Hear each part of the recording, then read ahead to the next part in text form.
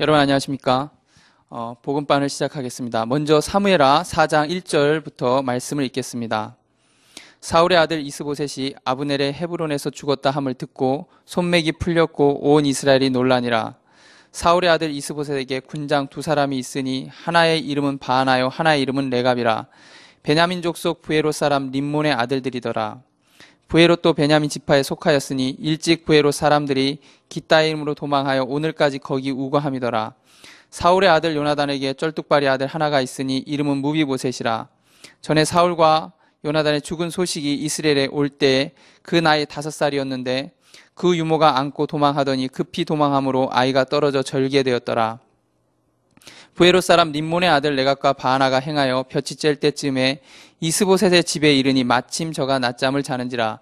레갑과 그 형제 바하나가 밀을 가지러 온치하고 집 가운데로 들어가서 그 배를 찌르고 도망하였더라.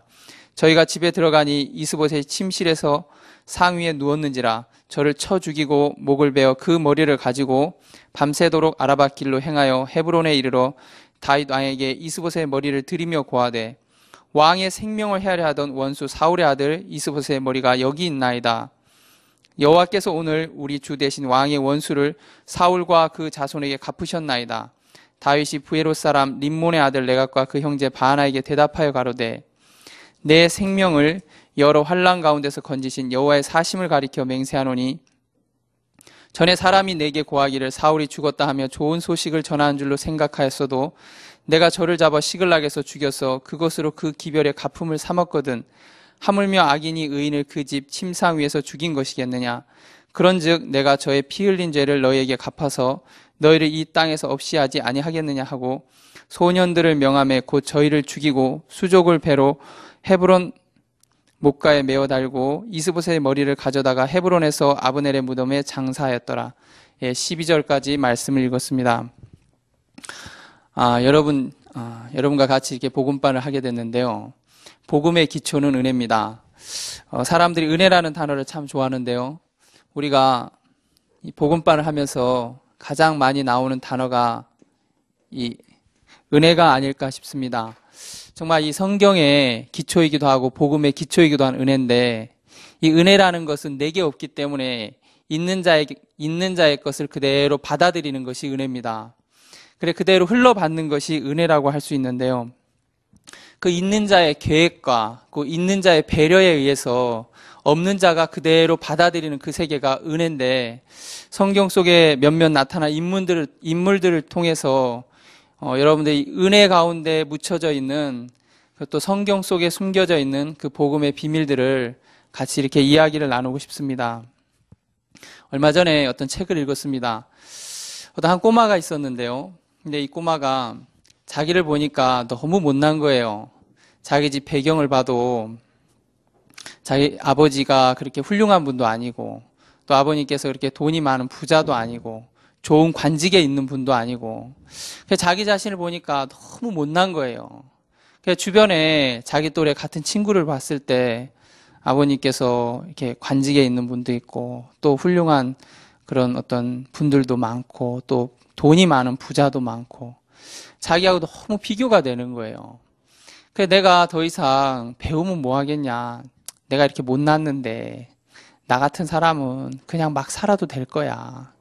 뭐 아무도 날 도와줄 수 없는데 이제 그 마음이 들어서 스승님을 찾아갔어요. 스승님, 내가 뭐 배우면 뭐 하겠습니까? 저 같은 사람 그냥 내버려 두십시오. 스승님 그 이야기를 다 듣고 나서 그러면 네가 공부를 안 해도 좋고 네 인생을 네 마음껏 살아도 좋은데 그렇게 하기 전에 내가 너에게 한 가지를 부탁하겠는데 이 한 가지를 내가 부탁한 한 가지를 네가 마음을 다해서 해보고 그만두지 않겠냐. 그리고 꼬마가 그 이야기를 듣고 그럼 스승님 제가 마지막인데 스승님 이야기 그대로 따르겠습니다. 그럼 좋다. 내가 이 돌을 하나 줄 테니까 너는 이 돌을 가지고 한번 장사를 해봐라. 그래 이 돌을 가지고 장사를 하는데 절대 팔면 안 된다. 장터에 가서 흥정을 하지만 팔지는 마라. 그 꼬마가 이제 돌을 딱 받아들고 보니까 누가 이 돌을 사겠나 싶은 거예요. 어떤 정신없는 사람이 이 돌을 사겠냐, 이 쓸모없는 돌을. 투덜투덜거리면서 그래도 이제 마지막으로 스승이 부탁한 거니까 그 돌을 가지고 장터에 갔어요. 뭐 돌 사가세요 그 말하기도 귀찮은 거예요. 돌 한쪽에다 딱 놔두고 거기에다가 돌 사가세요라고 하나 딱 팻말 붙여놓고 그냥 그 장터에 가만히 앉아 있는 거예요. 얼마나 시간이 지났을지 모르겠지만 사람들이 한 번 지나가면서 한 사람 지나가면서 그 돌을 한번 보고 그리고 또 그 소년 얼굴을 한번 보는 거예요. 보는 사람마다 제가 좀 이상한 애 아니야? 참 이상하다. 말은 안 하지만 그 웃는 그 미소가 영 마음에 안 드는 거예요. 그래 이 소년도 부끄러워서 그냥 빨리 그냥 집에 갈까? 하루 종일 했다 그러고 이제 그 마음도 들었지만 스승님이 마지막으로 부탁한 게 있으니까 그냥 장터에 가만히 앉아 있었어요. 오후 3시쯤 됐는데 어떤 분이 이렇게 오셨어요. 어떤 허름한 분이 오시더만 그 돌을 딱 보고 소년 얼굴을 보면서 얘야 내가 이 돌을 5냥 줄 테니까 나한테 팔지 않겠니? 이 꼬마 마음에 당장 팔고 싶은 거예요. 하루 종일 그 장터에 앉아 있는 거 생각해 보세요. 당장 팔고 싶어서 벌떡 일어나 주고 싶은데 스승님께서 절대 팔지는 마라. 흥정을 하지만 팔지는 마라. 이제 그 말이 생각나서 그 돌을 안 팔았어요. 안 돼요. 이제 그분이 지나갔어요. 이제 저녁 5시가 돼서 이제 장이 다 끝나갈 때쯤 됐는데 아까 그 사람이 다시 오더만 얘야 내가 가다 생각해 봤는데 내가 그거 너에게 10냥 줄 테니까 나한테 팔지 않겠니?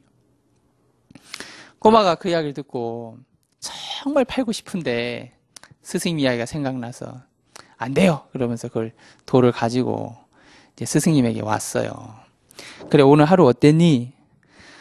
스승님 정말 하루 종일 아무도 거들떠보지 않았는데 어떤 좀 이상한 아저씨가 오후 3시에 와서 5냥에 사겠다 그러더만 스승이 팔지 말라 해서 안 팔았는데 저녁 5시가 되니까 와서 그걸 10냥을 주겠다 그래서 제가 진짜 팔고 싶었는데 스승이 팔지 말라 그래서 그냥 왔습니다.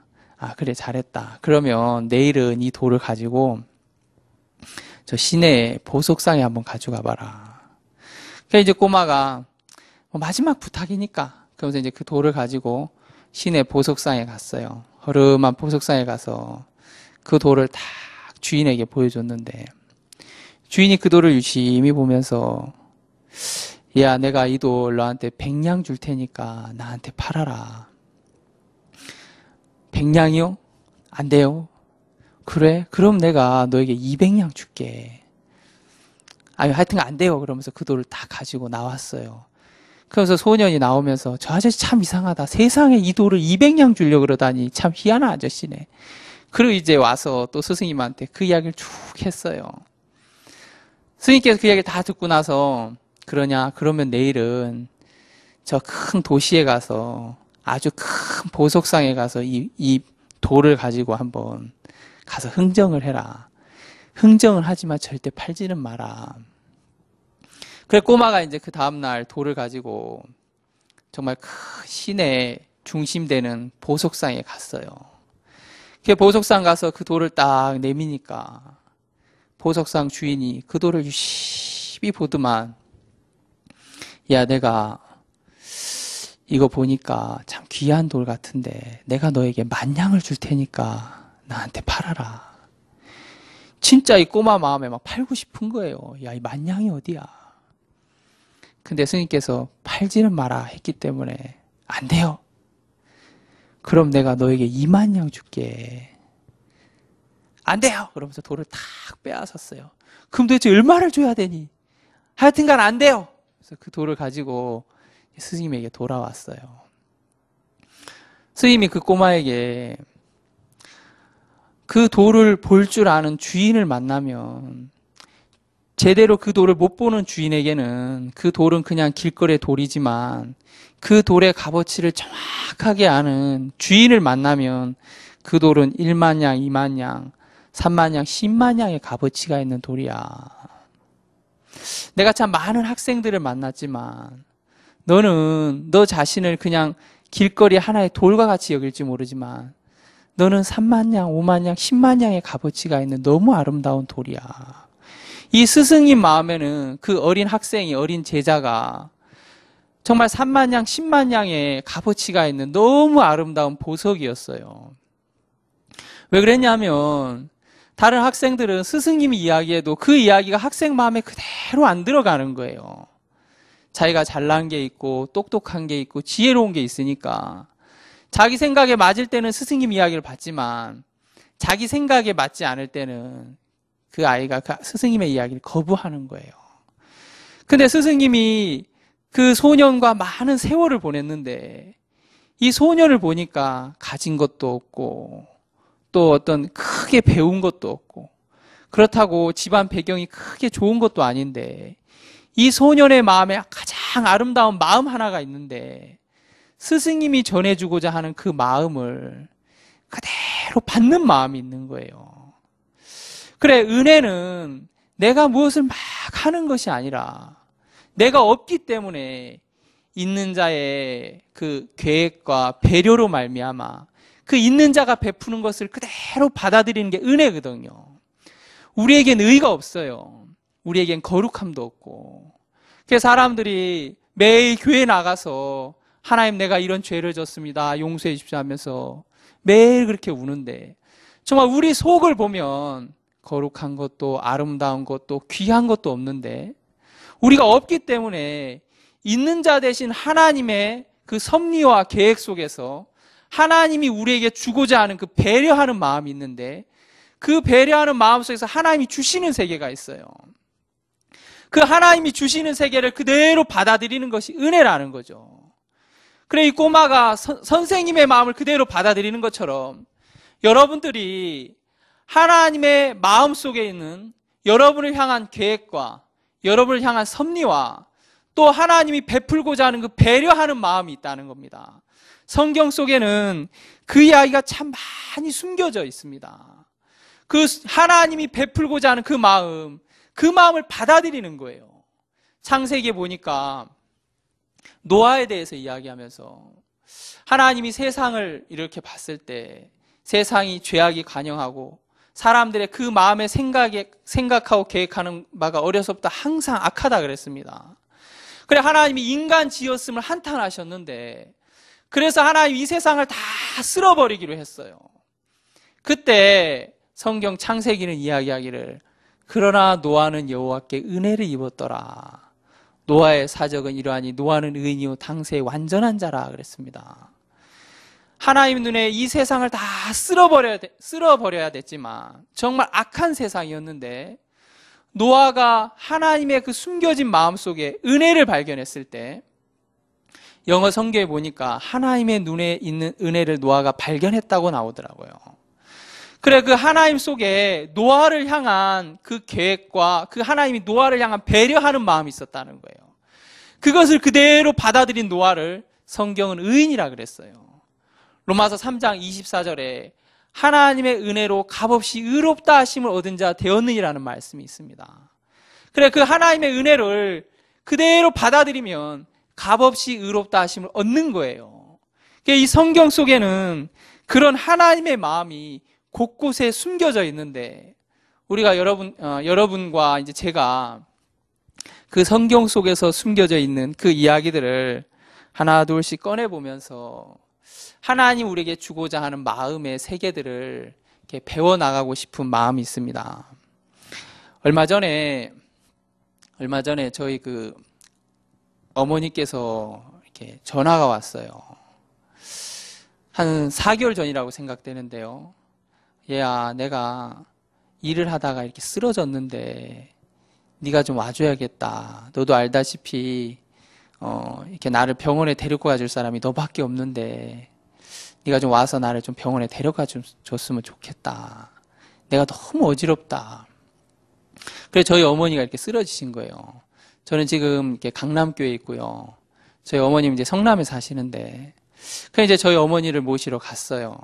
이렇게 어머니를 차에다 이렇게 태우고, 분당 차병원으로 이렇게 달려가는데 저희 어머니 이야기를 해주는 거예요.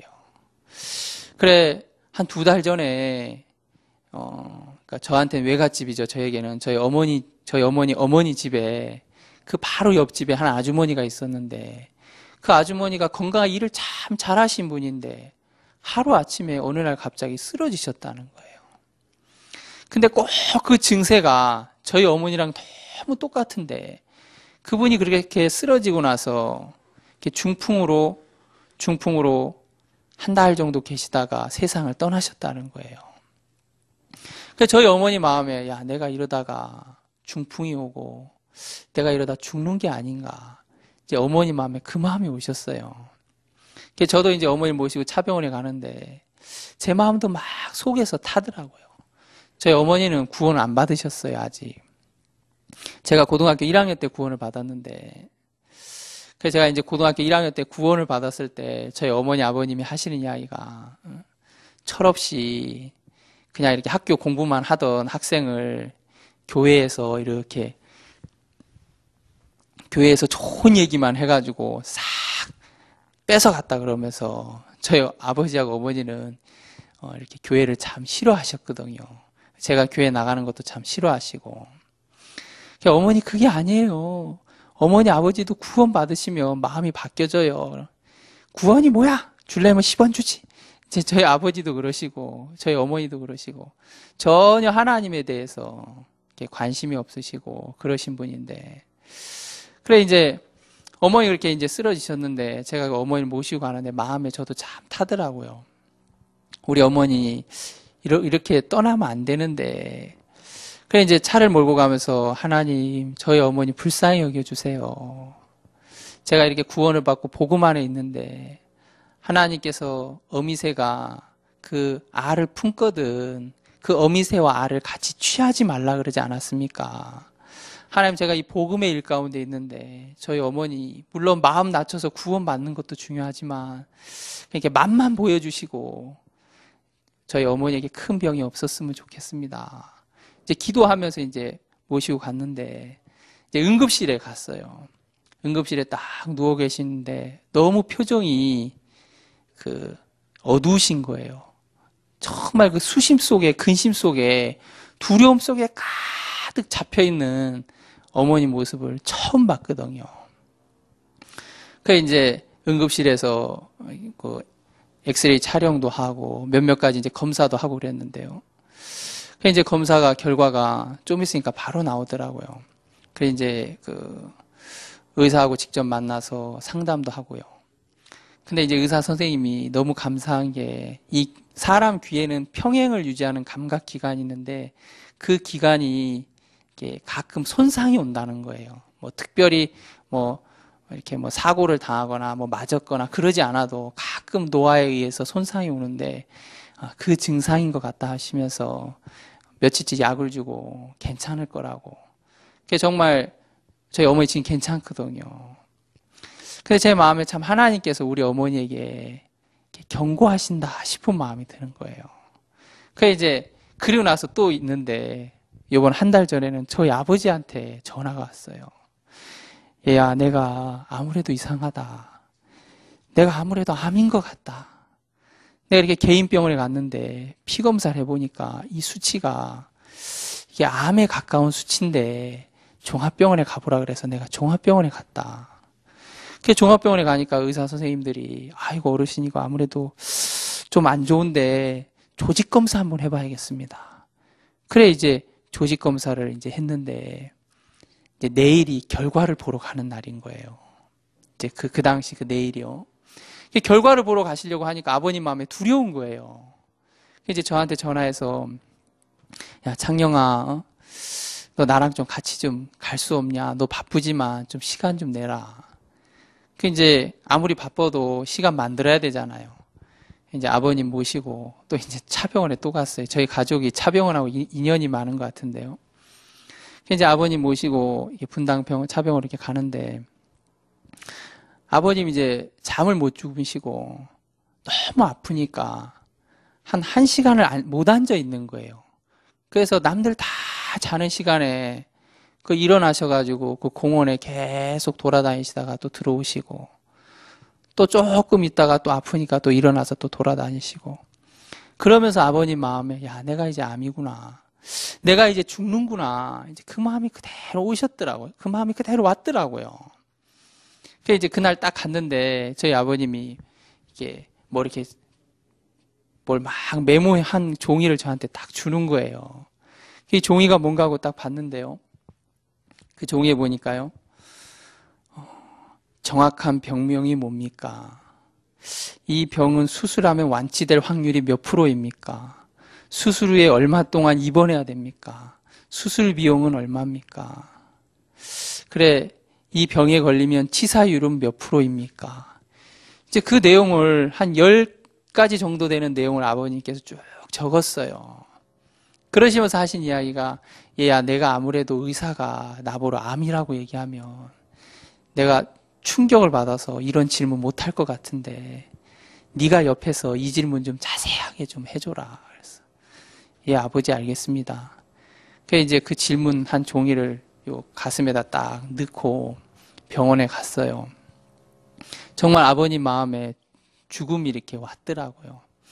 차를 몰고 쭉 가는데 제 마음에 그 어머니 때처럼 기도가 되는 거예요. 하나님, 근간에 하나님께서 주 예수를 믿으라. 그리하면 너와 내 집이 구원함을 얻는다 그러셨는데 참 하나님 제게 자꾸 그 마음을 주시는데 하나님 정말 우리 아버지 어머니 하나님 구원하실 줄 믿습니다. 근데 하나님 저희 아버님 맛만 보여주시고 암 아니었으면 좋겠습니다. 하나님 지켜주세요. 제 마음에 하나님 정말 지켜주시겠다는 마음이 들더라고요. 그래 이제 아버님 모시고 의사 앞에 딱 섰어요. 그 의사 선생님 한마디가 왜 이렇게 긴장이 되는지 막 침이 마르더라고요. 그래서 저도 이제 쓰고 저희 아버님은 이렇게 앉아 계시고 의사 선생님 바로 앞에 있는데 두 사람의 모든 귀가 저 의사 입에서 뭐가 나오냐 이제 거기에 초점이 딱 맞춰지는 거예요. 그 의사 선생님이 가만히 있더만 선생님 단순 염증입니다 그러시더라고요. 얼마나 감사한지. 그 이제 아버님 모시고 이제 다시 왔어요. 오는 길에 저희 아버지께서 야 창영아 이 길로 가면 길이 많이 밀린다. 이쪽 길로 가야지 길이 안 밀린다. 그 얘기를 하시는 거예요. 그래서 제가 아버님에게 아버지 지금 암이 아니니까 그 말씀 하시지. 아버지 암이었으면 차가 밀리든 말든 그게 뭐가 중요해요. 이제 얼마 있으면 돌아가시는데 뭐 차가 밀려서 1시간 걸리면 어떻고 2시간 걸리면 어때요? 아버지 암이 아니시니까 지금 그 말씀 하실 수 있는 거예요. 아버지 구원 받으셔야 돼요. 아버지도 하나님을 만나야 돼요. 저희 아버지 늘 그러셨거든요. 야 이 녀석아 사람이 죽으면 그만이지. 천국 지옥이 어딨어? 누가 죽어봤어? 늘 저희 아버님 그러셨는데 그날 저희 아버지 마음에는 그 말씀 못 하시더라고요. 누가 죽어봤어? 그 이야기 아버님 못 하시는 거예요. 그 이야기 저희 아버님 그냥 제 이야기를 가만히 들으시면서 가시더라고요. 그 이제 그런 이야기를 저희 목사님들에게 쭉 말씀드리니까 우리 목사님께서 아버님 좀 뵙고 싶다 그러더라고요. 그 저희 아버님 교회 오시라 그러면 잘 안 오시는 분이거든요. 근데 아버님 한번 오세요. 아버님 오셨어요. 그 목사님하고 이렇게 잠깐 상담을 나누시면서 제 아버님께서 나는 지금까지 내가 다 옳은 줄 알았습니다. 내가 다 맞는 줄 알았는데 인생을 70, 80 살아보니까 내게도 정말 틀린 게 많은 게 있는 게 보였습니다. 내가 아들 이야기를 들어보니까 내가 내 고집만 세워야 될 게 아니라 나도 내가 틀린 게 있는 것 같습니다. 이제 그런 이야기를 하시는 거예요. 저희 아버님 절대 그런 이야기 하실 분이 아니거든요.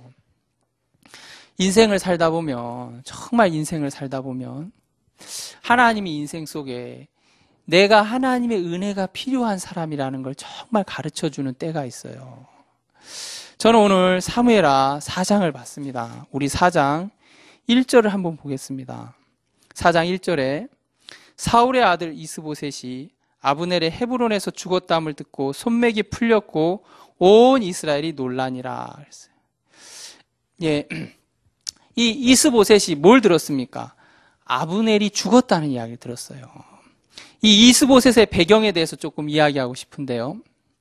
이 이스보셋이라는 사람은 사울의 아들이었습니다. 사울은 이스라엘의 초대 왕이었죠. 그래서 사울이 있었고요. 예.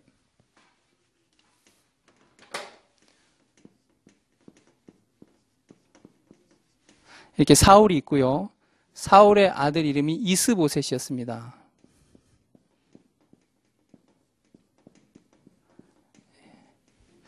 그리고 사울의 군대 장관이 있었는데요. 아브넬이라는 군대 장관이 있었어요.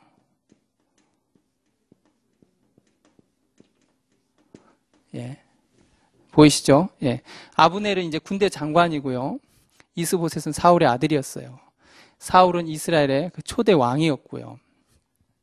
근데 이 하나님께서 사울을 왕으로 세웠는데 이 사울이 그 성경 사무엘상에 보니까 이 사울이 하나님께서 죄인 아말렉을 다 진멸하라고 분명한 말씀을 주셨는데 이 사울이 그곳에서 좋아 보이는 것들, 아름다워 보이는 것들 취해서 하나님 앞에 제사 드리려고 남긴 거예요. 하나님의 말씀을 버렸죠. 그 일로 말미암아서 하나님께서 네가 내 말을 버렸기 때문에 내가 너를 버려 이 왕위를 이스라엘 다른 사람에게 주겠다고 약속을 해요. 그 다른 사람이 누구냐면 여러분 아십니까? 예, 다윗이었습니다. 예.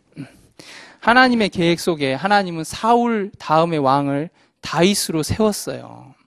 그래서 하나님은 이미 이스라엘에게 다윗을 왕으로 주었습니다. 근데 그 사울이 다윗이 왕이 될 걸 알았기 때문에 사울의 생애는 그 이후에 끊임없이 다윗을 죽이는 데 초점을 맞췄어요. 저 다윗이 없어야지 내 나라가 튼튼해질 거야. 그 마음 하나 때문에 사울의 모든 마음은 성경 사무엘상을 읽어보면 다 다윗 죽이려고 하는 내용이에요. 그래서 사울이 그렇게 다윗을 죽이려고 했는데 결국은 다윗이 죽는 것이 아니라 그 블레셋과의 전쟁에서 사울과 그의 아들들이 죽거든요. 그때 이제 살아남은 아들이 이스보셋이에요. 아시겠습니까? 그때 살아남은 아들 가운데 하나가 이스보셋이었어요. 그래 이제 이 나라가 이스라엘이라는 나라가 이제 다윗에게 다 속하게 됐는데 이스보셋이 살아 있는 거예요. 이 아브넬은 사울의 군대 장관이었는데 아브넬이 이제 이스보셋에게 와서 내가 이 나라를 너에게 주겠다. 내 이 군사력을 가지고 이 나라를 이렇게 아직 다윗이 있지만 당신이 사울의 아들 아닙니까? 당신이 왕이 되십시오. 그러면서 이 아브넬이 그 왕권을 이스보셋에게 이렇게 세워줘요. 그러니까 어떻게 보면 이스보셋은 껍데기만 왕이고 실제 그 권한은 아브넬이 다 갖고 있죠. 그러니까 아브넬이 이제 이스보셋을 왕으로 세운 거예요. 이제 그렇게 세월이 지났는데, 이 아브넬이 어느 날 그 사울의 첩들이 있는데, 그 사울의 첩과 이렇게 통관을 하게 됩니다. 이스보셋이 그 이야기를 듣고 화가 나서, 어이, 아브넬, 네가 아무리 군대 장관이고, 당신이 아무리 그렇게 나를 위하는 사람이지만, 어떻게 우리 어머니 뻘 되는 우리 아버지의 첩과 그렇게 통관을 할 수 있습니까? 이제 그 이야기를 듣고 아브넬이 화가 나서 이스보셋, 당신의 나라가 어떻게 세워졌는지 알아요? 당신 지금 나 때문에 왕의 보좌에 앉아 있는 거야. 근데 나보고 뭐라고? 통관을 했다고? 이 사람 말하는 것 봐라. 그러면서 아브넬이 내가 이 나라 원래 다윗 건데 내가 다윗에게 다 줄 거예요. 그러면서 이 아브넬이 그 왕의 권한을 이제 다윗에게 주겠다 그러면서 가는 거예요. 그 틈 사이에서 이제 많은 사건들이 있었는데 다윗의 군대 장관 중에 요압이란 장관이 있었는데 그 요압이란 장관이 또 이 아브넬하고 많이 이렇게 얽힌 관계가 있었어요. 예전에 전투 때 그 아브넬이 요압의 동생을 죽였거든요. 그 동생을 죽인 그 일 때문에 요압이 마음에 그 한이 돼가지고 항복하러 온 다윗의 왕궁에 항복하러 온 아브넬을 이렇게 유도해가지고 아브넬을 죽이는 이야기가 성경 사무엘하 이렇게 3장에 걸쳐 나오는데요. 바로 그 후에 이제 4장 1절은 그 이야기예요. 그래서 사울의 아들 이스보셋이 아브넬의 헤브론에서 죽었다함을 듣고 손맥이 풀렸고 온 이스라엘이 놀라니라. 그래, 이스보셋의 나라가 세워질 수 있었던 가장 큰 밑거름이 누구였었냐면은 아브넬이었단 말입니다. 다윗의 나라가 세워지는 가장 밑바탕은 약속이었는데 이스보셋이 왕권을 유지한 가장 밑바닥은 약속이 아니고 아브넬에 의해서 왕이 된 거예요. 근데 그 아브넬이 죽었다는 거예요.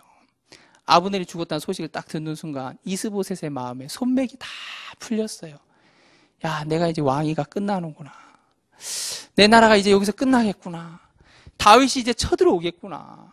그래도 아브넬이 있어서 다윗이 못 쳐들어왔는데 이제 아브넬이 죽었으니까 다윗이 곧 오겠구나. 그 마음이 들면서 이스보셋의 마음에 야, 이제 내 왕위가 여기서 끝이구나. 그 마음이 온 거예요. 그 이야기가 사무엘하 4장 1절이에요. 근데 참 재밌는 게 사무엘하 4장 1절에 분명히 손맥이 풀렸는데 우리 한번 5절을 한번 보겠습니다. 5절, 4장 5절. 부에롯 사람 림몬의 아들 레갑과 바하나가 행하여 볕이 쬐 때쯤에 이스보셋의 집에 이르니 마침 저가 낮잠을 자는지라. 1절에서 5절 사이가 뭐 큰 폭이 아니잖아요. 얼마 안 된 시간의 흐름 속에서 이스보셋이 갖고 있는 이 마음의 태도를 볼 수 있는데요. 이스보셋이 낮잠을 자더라고요. 그래, 이스보셋이 얼마 전까지만 해도 야, 이제 내가 왕위가 끝나는구나. 여기서 내가 죽는구나. 내가 이제 끝이구나.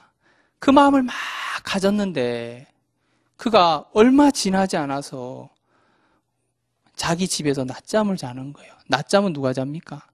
진짜 할 일 없는 사람, 일 없는 사람이 자는 게 낮잠이잖아요. 내가 근심 속에, 내가 어려움 속에, 문제 속에 있는데 낮잠 잘 수 있어요? 이스보셋이 낮잠을 잤다는 거, 이제 그 마음에 문제가 지나간 거예요. 이스보셋은 다윗이 내려올 거라고 생각했는데 다윗이 쳐들어오지 않는 거예요. 다윗이 자기를 침범하지 않는 거예요. 여러분, 성경 속에 있는 다윗을 보면 다윗은 그 삶 속에 하나님을 인정하는 사람이었기 때문에 다윗은 자기를 왕으로 세운 분이 하나님인 걸 너무 정확하게 알아서 다윗이 인위적으로 자기가 왕의 자리를 차지하려고 하지 않았어요. 다윗은 사울을 죽일 기회가 여러 번 있었지만 사울을 죽이지 않고, 그래, 하나님께서 내게 기름을 부어서 내게 왕을 삼았기 때문에 내가 굳이 사울을 죽이지 않아도 전쟁의 날에 하나님이 사울을 해야 할 것이라는 걸 알았어요.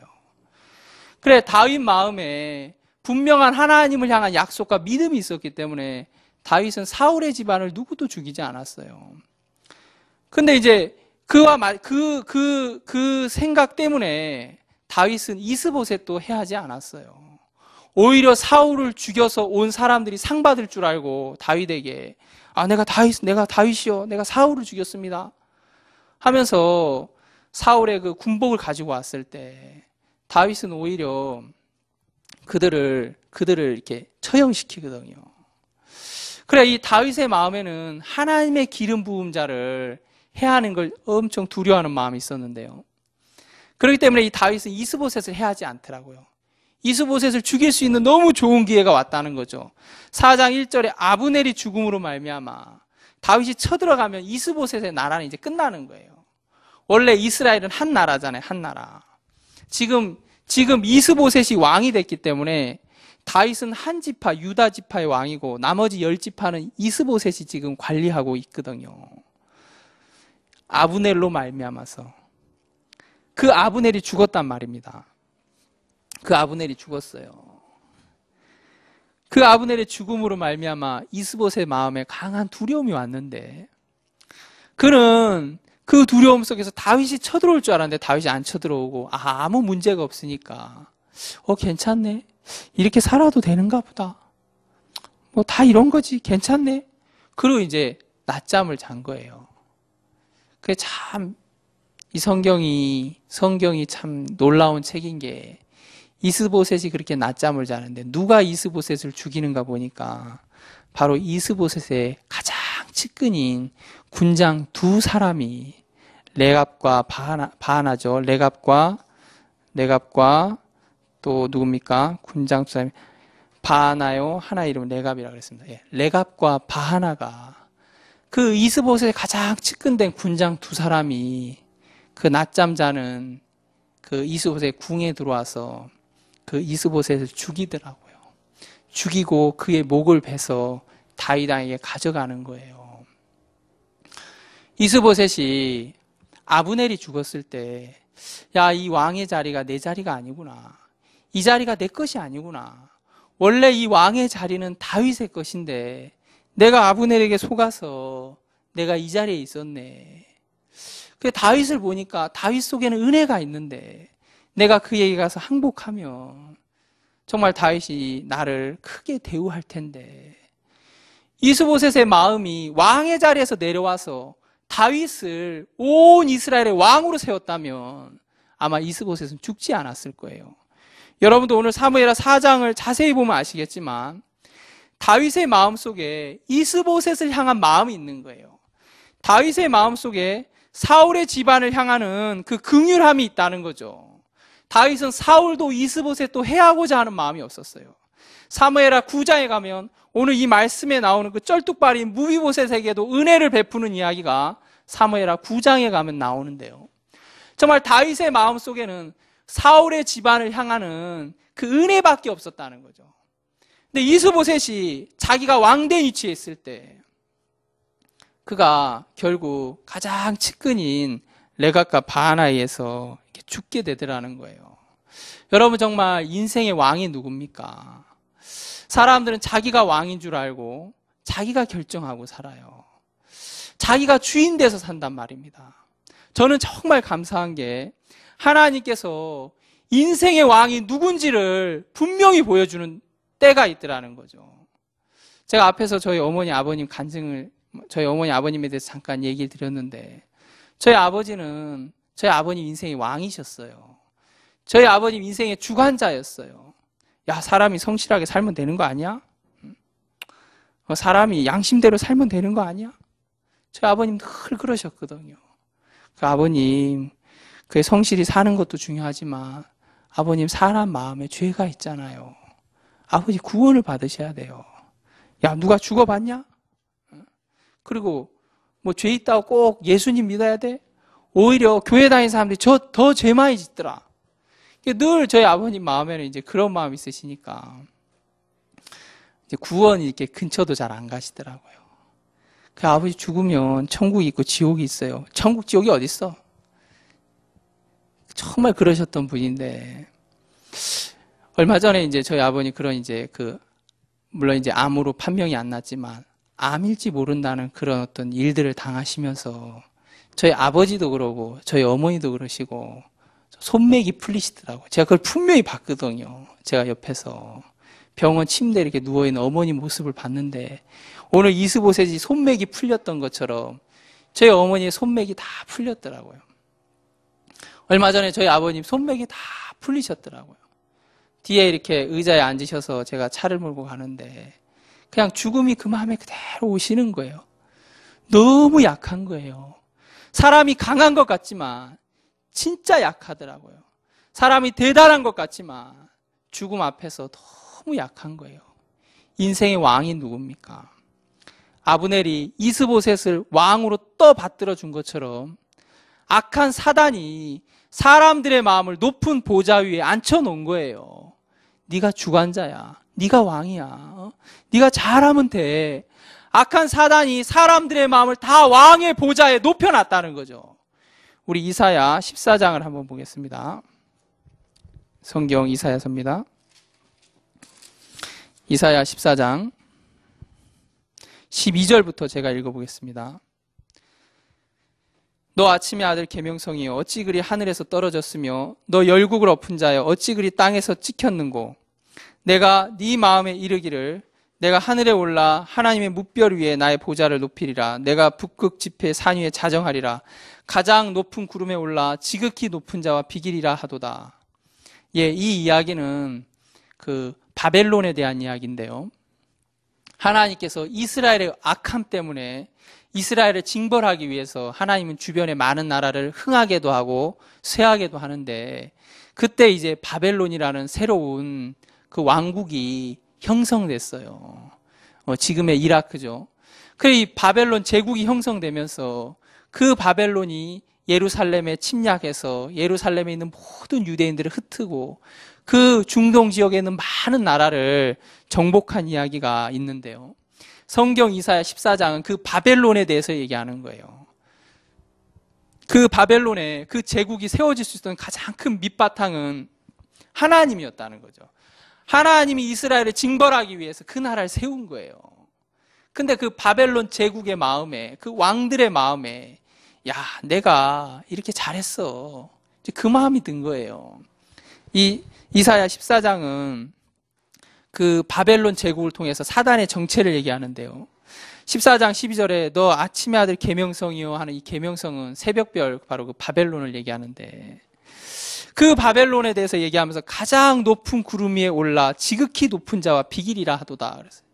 사단은 사람들의 마음을 높은 곳에 올려서 왕의 보좌에 올려서 정말 이 나라의 참된 왕 대신 하나님과 똑같은 위치에 올려놓는 거예요. 마치 아브넬이, 사실 이스라엘의 참된 왕은 다윗이었는데 사울의 아들 이스보셋을 왕의 자리에 높여놓은 것처럼 사단이 인생들의 마음을 왕의 보좌에 높여놔서 너 잘했잖아, 너 착하잖아, 너 선하잖아, 너 그래도 공부는 잘하잖아, 너 딴 거는 못해도 그래도 너 그 영어는 잘하잖아. 사단이 사람들 마음을 하나하나씩 높여놓는 거예요. 얼마 전에 제가 이렇게 교제를 나누고 있는 학생이 하나 있는데, 그 학생이 이야기 하더라고요. 자기가 이제 대학을 들어가는데 어머니가 절에 갔대요. 절에 가서 그 스님 이야기를 들어보니까 당신 딸은 유능한 판사가 될 제목입니다. 판사로 키우십시오. 그래, 이제 그 학생이 이제 그 말을 그대로 듣고 이제 사법고시를 준비한 거예요. 그 사법고시를 준비하는데 자기 마음에, 아이, 뭐, 그 사법고시 뭐 별건가? 공부하면 되지, 뭐. 그 책 몇 권 되지도 않는데, 뭐, 그거 열심히 뭐 10번 달달달 읽으면 되지. 외우면 되지. 이제 그 마음이 들었어요. 그래, 이제 막상 공부를 해보니까 몇 권 안 되는 게 아니라 그 몇 권과 관련된 책들이 너무나 많은 거예요. 그 많은 책들을 공부해야 되는데 이 학생 마음에 두려움이 왔어요. 그래, 이제 최근에 이제 시험을 보러 갔는데 그 시험장에 딱 가서 보니까 머리가 허연 거의 할아버지 같은 분들이 와서 사법고시 시험을 보더래요. 자기랑 같이. 그걸 보면서, 야, 나도 저렇게 되는 거 아니야? 나도 사법고시 막 준비하지만 나중에 저렇게 머리 하얄 때까지 준비하는 거 아니야? 그래, 저한테 와서, 목사님, 저 사법고시 포기하면 안 돼요? 저 그냥 대충 하면 되는 줄 알았는데 너무 힘드네요. 너무 어렵네요. 이제 그 학생과 이제 잠깐 그런 교제를 나눈 적이 있는데요. 사람들 마음에 공부 조금만 하면, 아예 공부 못하면 그 마음 안 가졌겠죠. 아예 뭐 영어도 바닥이고 수학도 바닥이면, 야, 너 사법고시 공부해라, 준비해라. 그러면, 아이고, 저 그거 못해요. 그럴 텐데, 제가 보니까 그 학생 공부 좀 하더라고요. 조금 하더라고요. 조금 하는 데다가, 야, 너 판사 될 제목이야 하니까 벌써 마음이 판사가 다 됐어요. 근데 막상 시험 쳐보니까 이제 자기가 아닌 게 조금씩 보이나 봐요. 어디 그것뿐이겠습니까? 정말 악한 사단은 인생들의 마음을 높이는 거예요. 너 그래 착해, 너 선해, 너 잘할 수 있어. 정말 우리가 뭘 잘합니까? 우리가 정말 무엇을 할 수 있습니까? 죽음 앞에서 아무것도 아닌 게 인생인데, 나라는 사람을 정확한 저울에 딱 달아보면 나를 너무 잘할 텐데, 사람들은 자기를 자기의 저울에 달아보니까 괜찮은 거예요. 자기라는 저울에 자기를 달아보니까 그래도 착하고 그래도 할 수 있고 그래도 노력하면 되겠다는 마음을 갖는데, 정말 나라는 사람을 다른 사람의 저울에도 달아보고, 가장 중요한 건 이 성경에 달아보면 정말 나라는 사람이 아무것도 아닌 걸 알 수 있어요. 악한 사단이 이스보셋의 마음을 많이 높여놨어요. 이스보셋은 아브넬이 죽는 사건을 통해서 그 마음이 내려왔어야 됐죠. 야, 내가 왕이 아니구나. 이 나라의 왕은 다윗이구나. 만약 이스보셋이 그 왕의 보좌에서 내려와서 다윗이여, 당신이 왕입니다. 내가 무슨 왕입니까? 내가 아브넬이 밑에서 이렇게 밀어줘서 내가 왕인 줄 알았는데, 내가 확실하게 아는 것은 하나님이 당신을 왕으로 세운 줄 압니다. 온 이스라엘 백성의 마음에도 당신이 왕입니다. 당신이 왕하십시오. 이스보셋이 만약에 다윗에게 찾아가서 그렇게 말했다면 다윗이 얼마나 기뻤겠어요. 다윗이 얼마나 평안했겠어요. 다윗이 이스보셋을 너무 기뻐 받으면서 그에게 아마 한 자리 안 줬겠습니까?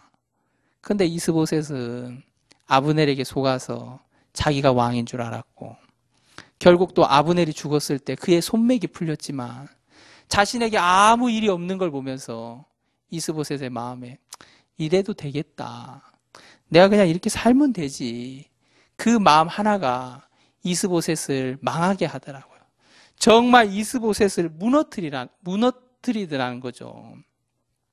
여러분, 저는 제가 처음에 이 복음의 기초는 은혜라는 말씀을 드렸는데요. 정말 이 복음의 기초는 은혜예요. 그대로 받는 거예요. 은혜 위에 사는 거예요. 이스보셋이 다윗을 받으면서 다윗의 은혜 가운데 살았다면 그의 생애가 너무 복되고 아름다웠을 텐데, 제 마음에 인생이 하나님을 만날 때, 인생이 그 하나님의 마음속에 있는 은혜와 만날 때 그 인생이 가장 아름답다는 마음이 들거든요. 이스보셋이 왕의 자리를 지킬 때가 아름다운 것이 아니라 이스보셋이 다윗에게 당신이 왕입니다 하면서 다윗에게 속했다면, 다윗이 베푸는 은혜의 마음속에 그가 들어갔다면 그 모습이 너무 아름다운 거예요. 우리 다시 사무엘하 4장을 한번 보겠습니다. 사무엘하 4장입니다. 4장 9절부터 보겠습니다. 다윗이 부에롯 사람 림몬의 아들 레갑과 그 형제 바하나에게 대답하여 가로되 내 생명을 여러 환난 가운데서 건지신 여호와의 사심을 가리켜 맹세하노니 전에 사람이 내게 고하기를 사울이 죽었다 하며 좋은 소식을 전하는 줄로 생각하였어도 내가 저를 잡아 시글락에서 죽였어 그것으로 그 기별의 갚음을 삼았거든. 하물며 악인이 의인을 그 집 침상 위에서 죽인 것이겠느냐. 그런즉 내가 저의 피 흘린 죄를 너희에게 갚아서 너희를 이 땅에서 없이 하지 아니하겠느냐 하고, 이 레갑과 바하나가 이스보셋을 죽였다고 다윗에게 상 받을 줄 알고 왔어요. 근데 이 성경을 자세히 보면 다윗의 마음에는 이스보셋을 품는 마음이 있는 거예요. 네가 어찌게 의인을 그 집 침상에서 죽였냐.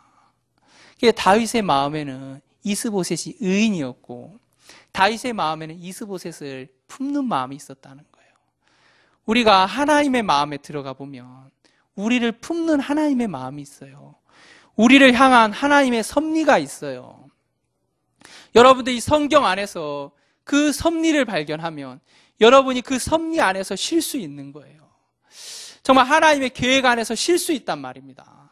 우리가 하나님 위해서 무엇을 열심히 해야 되는 것이 아니라 하나님이 우리 인생을 향한 배려하는 마음이 있고 하나님의 그 배려 속에서 어떤 숨겨져 있는 그 섭리가 있는데, 사람들이 그 섭리를 발견하지 못할 때 사람은 자기가 자기를 위해서 살려고 그래요.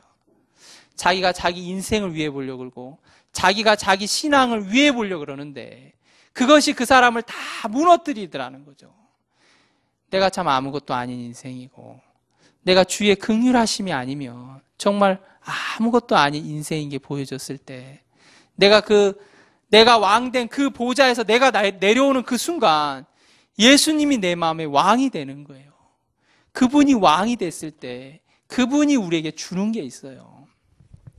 저는 여러분들이 이 말씀을 통해서, 이 성경을 통해서 여러분들이 주관자 되고 여러분이 왕된 그 자리에서 내려오는 순간, 예수님이 여러분 인생의 왕이 되는 순간 예수님께서 여러분에게 주는 많은 세계를 받겠다는 마음이 듭니다. 성경 로마서 3장 23절은 모든 사람이 죄를 범하였음에 하나님의 영광에 이르지 못하더니 그러므로 그리스도 예수 안에 있는 은혜로 말미암아 구속으로 말미암아 값없이 하나님의 은혜로 의롭다 하심 얻은 자 되었느니라고 되었는데요. 정말 모든 사람이 죄를 지은 게 사실인데 여러분이 왕된 그 삶 속에서 여러분들 삶 속에 죄가 없습니까? 여러분 삶 속에 불의가 없습니까? 여러분 삶이 삐뚤어지지 않았습니까? 여러분이 망하지 않았습니까? 하지만 그리스도 예수 안에 있는 구속으로 말미암아 하나님의 은혜로 값없이 의롭다 하심 얻는 그 길이 있습니다. 여러분이 주인된 그 삶 속에선 죄인이지만 여러분이 하나님의 은혜에 들어가면 거룩해지고 온전해지는 길이 있습니다. 저는 여러분들과 그런 부분에 좀 말씀을 나누고 싶습니다. 복음의 기초가 은혜라 그랬는데요. 한 시간 한 시간 더해가면서 그 은혜와 여러분의 마음이 정말 가까워지기를 바랍니다. 예, 그러면 오늘 말씀은 여기서 마치겠습니다. 감사합니다.